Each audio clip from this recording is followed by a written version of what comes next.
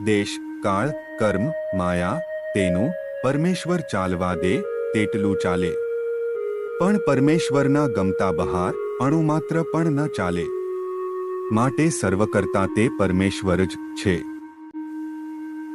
કલ્યાણનું અસાધારણ સાધન તો એ છે જે પ્રત્યક્ષ ભગવાનનો જે તે ભાવે કરીને આશ્રય કરવો ને ધર્મ સહિત તે ભગવાનની ભક્તિ કરવી ને તેવી ભક્તિએ યુક્ત જે સાધુ તેનો સંગ કરવો એ કલ્યાણનું અસાધારણ સાધન છે. પ્રત્યક્ષ ભગવાનનો જે તે ભાવે કરીને આશ્રય કરવો ને ધર્મ સહિત તે ભગવાનની ભક્તિ કરવી ને તેવી ભક્તિએ યુક્ત જે સાધુ તેનો સંગ કરવો એ કલ્યાણનું અસાધારણ સાધન છે.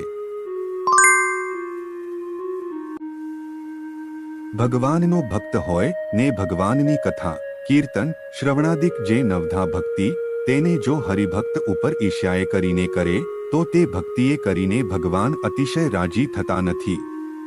અને ઈર્ષ્યાનો ત્યાગ કરીને કેવળ પોતાના કલ્યાણને અર્થે ભક્તિ કરે પણ લોકને દેખાડ્યા સારું ન કરે તો તે ભક્તિએ કરીને ભગવાન પ્રસન્ન થાય છે. માટે જેને ભગવાનને રાજી કરવા હોય તેને તો લોક રીઝાવવાને અર્થે તથા કોઈકની ઈર્ષ્યાએ કરીને ભક્તિ ન કરવી, કેવળ પોતાના કલ્યાણને અર્થે જ કરવી. સુરતમાં શ્રી હરિએ હરિભક્ત પ્રત્યે વાત કરતા કહ્યું, મારા વચન વજરના કોટ સમાન છે. અમારા વચનથી અક્ષરધામ જુદું નથી. અમારા વચનમાં રહે તેને વિઘ્ન આવતા નથી. વળી સુરતમાં નાના શેઠને શ્રીહરિ કહે, નિયમરૂપી કોટમાં રહે તેનો જ વિષયથી પરાભવ થાય નહીં. ભગવાનની કથા વાર્તા, કીર્તન જેને અમૃત રસ જેવા લાગે અને તેનો સાંભળવામાં જેટલી રુચિ વર્તે તેટલો તેનો વિષયથી પરાભવ ન થાય અને વિષયની રુચિ પણ ટળી જાય.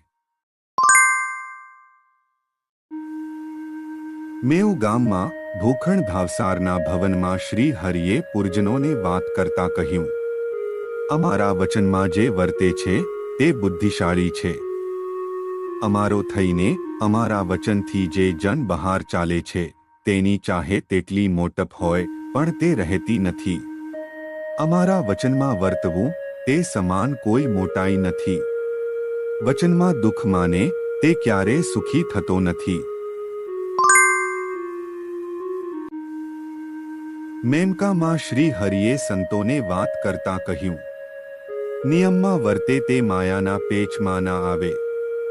તરવૈયો જળમાં બુડે નહીં પણ પ્રથમ તરતા શીખ્યો પછી તેને ભીતિ ટળે છે.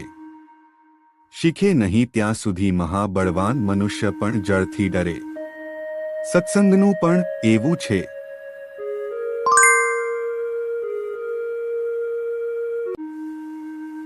ઇંગોરાળામાં શ્રી હરિએ કહ્યું, અમારા જનોએ મનમુખી ન થવું પણ આજ્ઞામાં રહેવું. મનમુખી થાય તે ભલે અનેક ધર્મ પાળે કે મહાવૈરાગ્યવાળો હોય કે મારું નામ લે કે મારો મહિમા કહે કે મને સંભાળીને રોઈ જાય, શરીર સૂકવી નાખે કે અહોનિશ ધ્યાન કરે કે કાવ્ય કીર્તન કરે તો પણ મારાથી વિમુખ છે. ભુજમાં શ્રી હરિએ હિંડોળામાં બેસીને વાત કરતા કહ્યું, ભગવાનના વચનમાં વર્તવાનું તાન રાખવું એ અલૌકિક રીત કહેવાય. મનના કહ્યા પ્રમાણે ચાલે તો સિદ્ધ હોય તો પણ અસિદ્ધ થઈ જાય છે. વચનમાં વર્તે તે સિદ્ધનો પણ સિદ્ધ છે. ભગવાન પરોક્ષ થઈ ગયા તેમ જાણતો હોય તેને ભગવાનના વચન પ્રગટ માની તેમાં વર્તવું.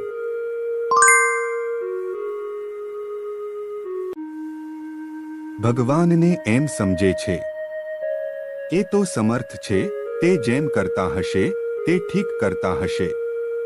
એવી રીતે ભગવાનને નિર્દોષ સમજે તો માયાને તર્યા કહેવાય.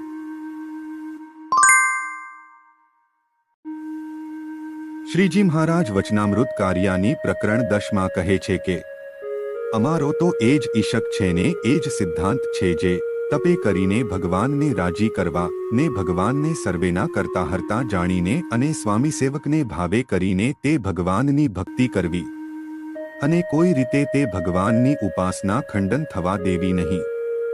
માટે તમો પણ સર્વે અમારા વચનને પરમ સિદ્ધાંત કરી માનજો.